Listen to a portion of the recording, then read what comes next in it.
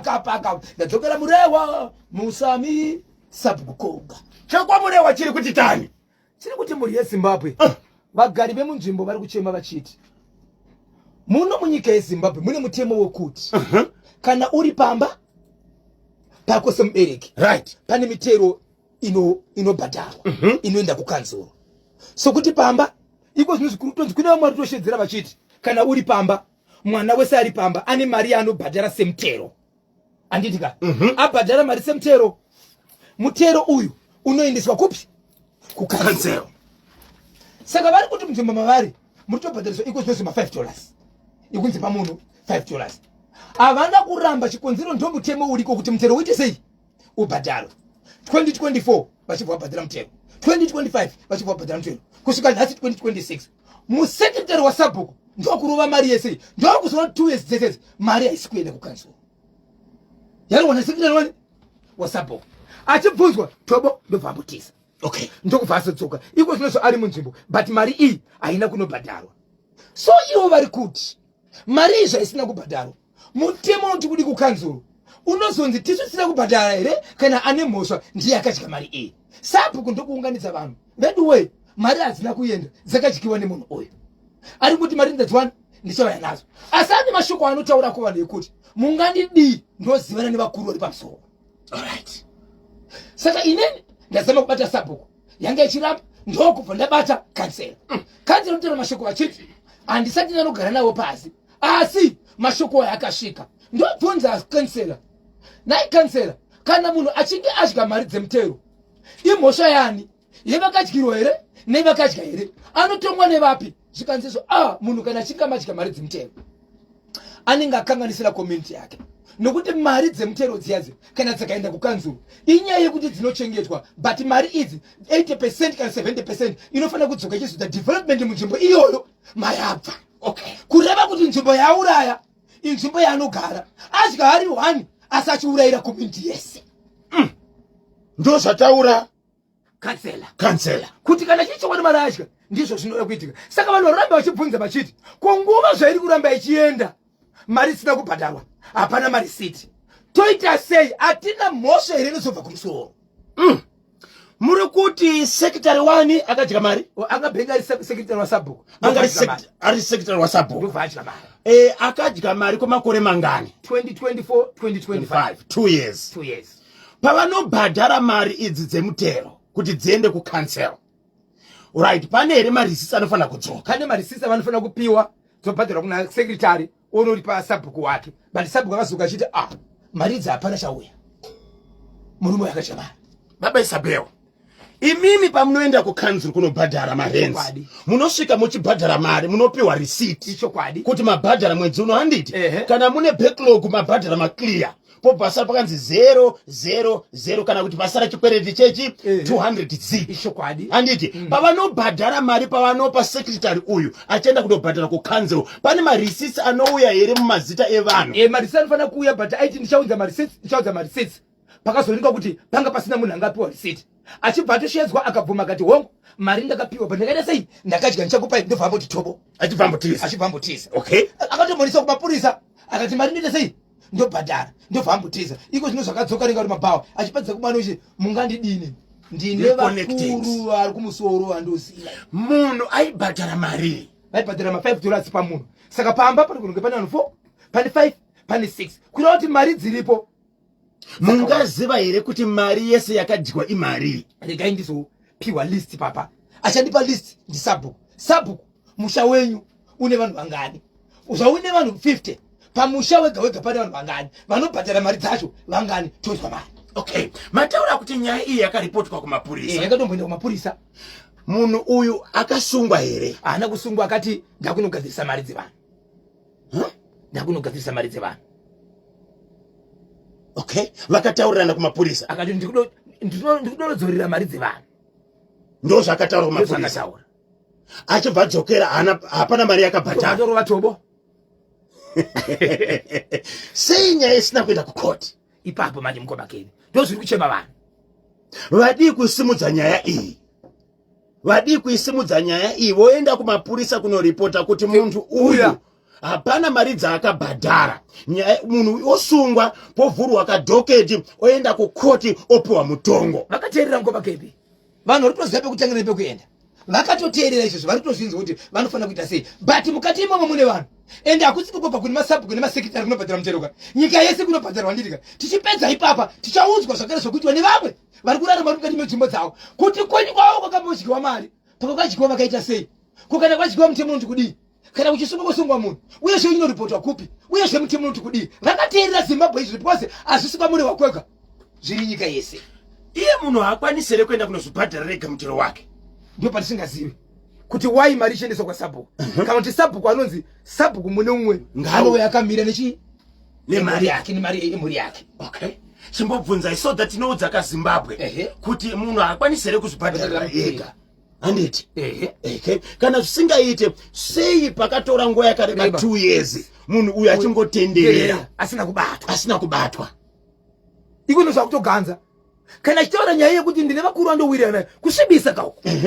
Anowirirana nani? Nani waunowirirana naye achiti idya mari yemutero. Idya mari yenyika. Wadya mari yenyika ubva kuti ndine vakuru kumusoro. Saka uri kusvibisa vanhu. Ende ndiani mukuru iye ari kuti idya mari yenyika? Okay.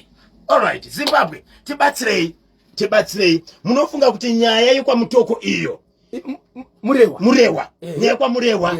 Tingabatsire sei vagari veikoko? Vari kuchema kuti mari dzakadyiwa. Vataitaziva kuti mari yese yakadyiwa imari. Aiwa manje tete nayo. Sabhuku ndi baba ndiane bhuku. Anoziva mhuri dzake kuti muna Kanyemba, muna Makashu, kuna Soneni, kuna Samu, kuna Chadhogota. Pachadhogota pane vanhu 6. Ndizvozvo. Pakanyemba pane vanhu 4. Panengi pane vanhu 30. Saka vanhu vese vari mudzi because number yevanhu ndio ino multiply by number ikudiwa pamunhu. Yobva yabuditsa cash kuti imari. Tobva tanzwa kuti mari dzakasvika imari. Tinotenda maita basa baba Isabel. Zimbabwe tibatsirei katibate pa 0713938538 live kana kungotumira WhatsApp message pa 0718692244. Tobatsira seiko muri yekwamurewa iradiyerewa mari na secretary wa Sabhuku. Ndi secretary wa Sabhuku baba Isabel. Ni secretary wa Sabhuku. Secretary. Saka izvo zvakazodzingwa basa. Apakarike. Bamnini avo chekudomboshawa vakadhakwa. Handizvo zvinoitwa kana uchida gulezi. Unonyatso taura nawo zvakanaka gulezi makadai.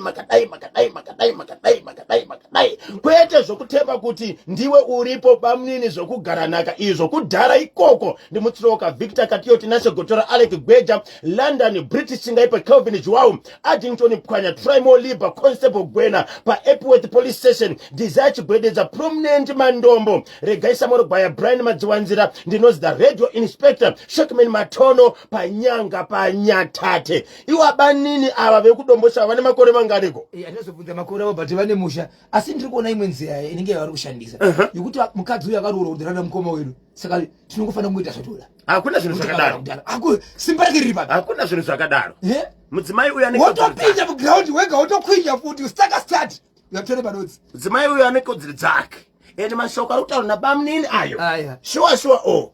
Na mbuya yangu azviwana. Alipo pansichira. Azviwana alipo. Bamnini. Ngaite zvokutamba zvari kuita. Bamnini. Okay. Sabhuku iyo yapindira. Sabhuku. All right. Rekezani ndiwerenge bwino. Sabhuku na secretary vanozivana. Sabhuku ndiye anenge ane bhuku rema receipts. Munhu achibhadhara anopiwa receipt yake, then kukanzuru ndokunozopiwa ka receipt yevanhu vabhadhara. Ngapinde mukati anodzosera development kumashure ndinonzi Sabhuku Tambaoga.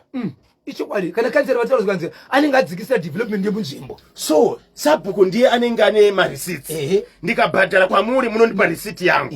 Anditi Samu akabhadhara kwamuri munopa receipt yake. Mabla tena akabhadhara munopa receipt. Imini kwa mchaenda kukanzuru munonopa receipt 1. Saka Sabhuku nani? Na secretary vanozivana.